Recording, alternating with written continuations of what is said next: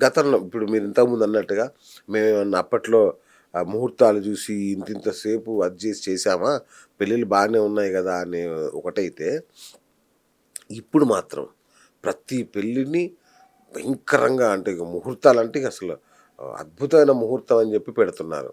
అయినా పెళ్ళిళ్ళు ఫెయిల్ అవుతున్నాయి. సరే ఇంత అవసరమా ఇప్పుడు ముహూర్తాలు గానీ, ఈ పెళ్ళికి ఇవన్నీ చూడడం అవసరమా? ఈ జాతకాలు, ఆ సంఖ్యలు కలవడం, ఏదో షష్టాష్టకాలని ఏవేవో ఉంటాయి దాంట్లో. ఇప్పుడు అదంత అవసరమా? అవసరమే.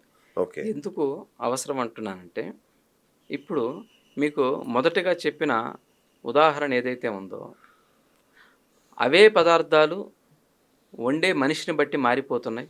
హ్మ్. ఒకరు ఒకలా అవును. రుచిగా వండుతున్నారు. ఒకరు మధ్యమంగా వండుతున్నారు. ఓకే. ఒకరు చాలా అధమంగా వండుతున్నారు. ఓకే. కాబట్టి ఇప్పుడు వాళ్ళ లగ్నాలను పరిశీలించి, వాళ్ళ నక్షత్రాలను పరిశీలించి, వీరి ఇద్దరికీ కూడా ఇది సమ్మతమేనా? కలుస్తున్నాయా? అనేది చెప్పగలగటం అనేది చాలా గొప్ప విషయం. ఓకే. ఇది మన అదృష్టానికి సంబంధించిన విషయం. ఓకే. ఇదే మన యొక్క పూర్వజన్మ కర్మానుసారంగా మనం ఏ ఏ లగ్నాల్లో పెళ్ళిళ్ళు చేసుకోవాలో కూడా భగవంతుడు మనకి కర్మానుసారంగా రికార్డ్ చేసి అవును. ఉంటుంది. కాబట్టి ఇప్పుడు చాలామంది ఏం చేస్తున్నారంటే ఏదో జస్ట్ కొద్దో గొప్పో చూపిచ్చేసి సింపుల్‌గా ఏదో ఒక నక్షత్రం కలిసింది. హ్మ్. చేసేద్దాం. అవును. ఆ! ఏముంది చూసేదేముందిలే చేసేద్దాం. అంతా మీరు మాకు చాలా సంవత్సరాల నుంచి ఈ తెలుసు. మధ్య పాయింట్ల పట్టిక.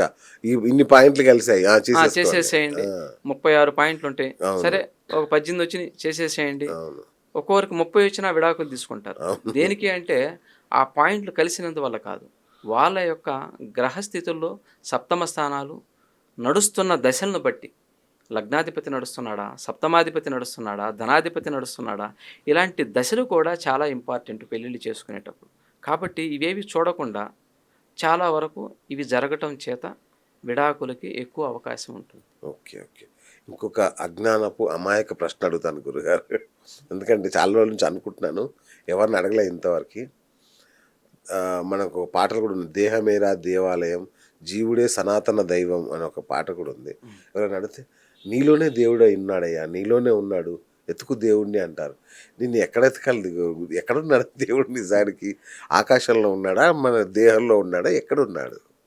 మంచి ప్రశ్న. దేవుడు ప్రతి ఒక్కరికి గూడా ముందు అసలు ఎక్కడున్నాడో నాకు చూపించు ఒకసారి దేవుడు అంటుంటారు. చాలామంది అవును. మనం వింటూ ఉంటాం. కాబట్టి అసలు భగవంతుడు ఉన్నాడా? యెస్. ఉంటే ఎక్కడ ఉన్నాడు? అవును. కొంత మనం దీన్ని ఆలోచన చేసి చూడగలిస్తే మనకు భగవంతుడు ఆయన స్పర్శ మనకు కనపడుతుంది. ఓకే. ఉదాహరణకు మీకొక చిన్న విషయం చెప్తా. నేను అంటే మీరెక్కడ చూపిస్తారండి? నేను అంటాను. కదా! ఆ! మీరంటే నేను అంటే ఇక్కడ చూపించగలరు. అవును. చిన్న పిల్లవాడిని, 4 సంవత్సరాల పిల్లవాడిని, 5 సంవత్సరాల పిల్లవాడిని, మాటలొచ్చిన పిల్లవాడిని ఎవర్రా నువ్వంటే వాడెక్కడ చూపిస్తాడు?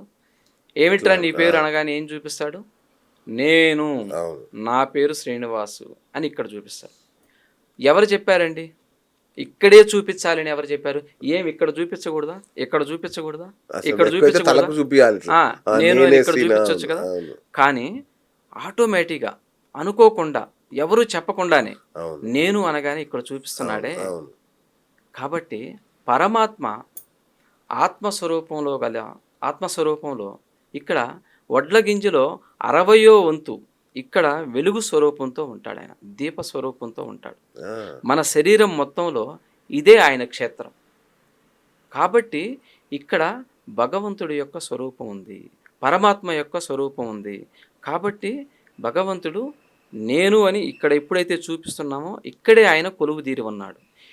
ఈ యొక్క ఆత్మ ఇక్కడ ఉన్నంత సేపే వావ్! ఆ! శివం. పోతే శవం. శవం. చూడండి మీరు ఒక రూమ్‌లో ఒక చోట బల్బ్ పెడతాం. ఆ రూమ్ అంతటికి కాంతి వచ్చేలాగా పెడతామా లేదా? అవును. ఆ ఏరియాలో స్విచ్ వేస్తేనే ఆ రూమ్ మొత్తం కాంతి వచ్చేలాగా చేస్తామా? అలాగే ఈ దేహంలో కూడా పరమాత్మ ఇక్కడ కొలువుదీరి ఉన్నాడు. ఓకే. ఈయన ఉండబట్టే కళ్ళు చూస్తున్నవి, నోరు మాట్లాడుతుంది, ముక్కు వాసన చూస్తుంది, చెవులు వింటున్నయి, ఈ చర్మం స్పర్శను కలిగి ఉంది. హ్మ్. వెళ్ళిన నాడు కట్టయిపోతుంది. అవును. కాబట్టి భగవంతుడు ఉన్నాడు, నీలోనే ఉన్నాడు, నీలోనే ఉన్నాడు, నువ్వు ఎతుకులాడు అని ఎంతోమంది మనకి చెప్తూ ఉంటారు. కాబట్టి పరమాత్మ ఉన్నది సత్యం. మనలో లేకపోతే మనలో చైతన్యం లేదు. అంతటా ఈ చైతన్యం అంతటా కూడా పరమాత్మదే. ఓకే. వావ్! సూపర్. ఇది నేను ఎక్స్‌పెక్ట్ చేయని ఆన్సర్, ఇది అద్భుతంగా ఉంది. నాకు ఇంకొక సమస్య జ్యోతిష్యానికి సంబంధించి. ఓ గురువు అంటాడు, "నీకు అద్భుతమైన దశ నడుస్తుందయ్యా. నీది హంసయోగమయ్యా. నీది అద్భుతంగా ఇలా ఉందబ్బా! సూపర్ ఉంది" అని అంటారు. తీరా చూస్తే అంటే ఏదైతే యోగం అని చెప్తారో అది మనకు వర్కౌట్ అవ్వదు. అనుకుంటాం, నీకు పలానా సంవత్సరం నుంచి పలానా సంవత్సరం వరకు అద్భుతంగా ఉంటది. ఆ తర్వాత ఉండదు. ఇట్లాంటియన్నీ చెప్తుంటారు కదా! కానీ ఆ సంవత్సరంలో చెక్ చేసుకుంటూ ఉండకపోవచ్చు కూడా. కొందరికి ఉండొచ్చు, కొందరికి ఉండకపోవచ్చు. ఎక్కడ తేడా వస్తది? ఓకే. మీరు అడిగిన పాయింట్ మంచి పాయింటే. మీకు పలానా దశ వచ్చింది. నిజంగా జ్యోతిష్యాన్ని పరిశీలన చేస్తే దశ వచ్చే ఉంటుంది. ఆ! ఎందుకంటే అది చార్ట్ వేయగానే కనిపిస్తుంది. ఓకే. హంసయోగమా, ఆ! భద్రయోగమా, పరమత యోగమా, గజకేసర రాజయోగమా, ఆ! మాలవీయ యోగమా, ఇట్లా కొన్ని యోగాలు ఉంటాయి. ఓకే. ఈ యోగాలను బట్టి మీకు నడుస్తున్న దశలను బట్టి ఈ యోగం వచ్చిందని చెప్పవచ్చు, అచ్చా! తప్పేం లేదు. ఆ! కానీ మీరు పుట్టిన టైంకి, మీరు పుట్టిన లగ్నానికి హంసయోగమే ఏర్పడిందనుకోండి హ్మ్. సపోజ్. హ్మ్. ఈ హంసయోగం యోగిస్తుందా లేదా? మీకు చాలా బాగా యోగిస్తుంది. మీకు అద్భుతమైన మహర్దశ నడుస్తుంది. కాబట్టి మీకు బ్రహ్మాండంగా ఉంటుందని చెప్తారు. అవును. కానీ దీన్ని లోతుగా పరిశీలన చేయాలి. యెస్. ఎంతవరకు మనకు ఈ గ్రహం సపోర్ట్ చేస్తుంది మన జాతకానికి? ఎన్ని డిగ్రీస్‌లో ఈ గ్రహం ఉంది? ఓకే. ఆ! ఏ అవస్థల్లో ఈ గ్రహం ఉంది? ప్రతి మనిషికి ఉంటాయి.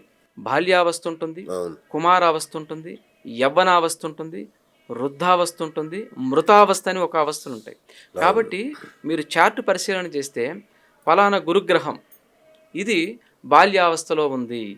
ఇది ఆ డీటెయిల్స్ ఉంటాయా? ఉంటాయి. మీరు కావాలంటే చూడండి. నేను చార్ట్ వేసి మీకు కావాలంటే ఓహ్ మై చూపిస్తాను. గాడ్! ఆ!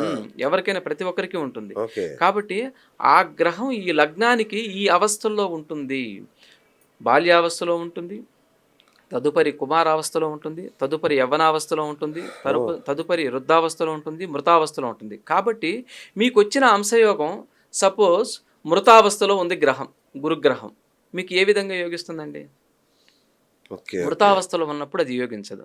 అదే యవ్వనావస్థలో ఉందనుకోండి, యవ్వనావస్థలో ఉంటే యోగిస్తుంది. బ్రహ్మాండం. కాబట్టి మీరు ఊరికే హంసయోగం వచ్చేసింది, మాకు మహర్దశ మంచి మహర్దశ నడుస్తుంది, కలిసొచ్చేస్తుందని ఎప్పుడు అనుకోకూడదు. ఈ విషయాలు లోతుగా ఎవరు వెళ్ళి చెప్పలేదేంటండి? ఎవరు చెప్పకపోవటం కాదు. ప్రతి జ్యోతిష్యులు చూస్తారు, సబ్జెక్టులో అంతర్లీనంగా ఇది భాగమే ఉంటుంది మనం. ఓకే.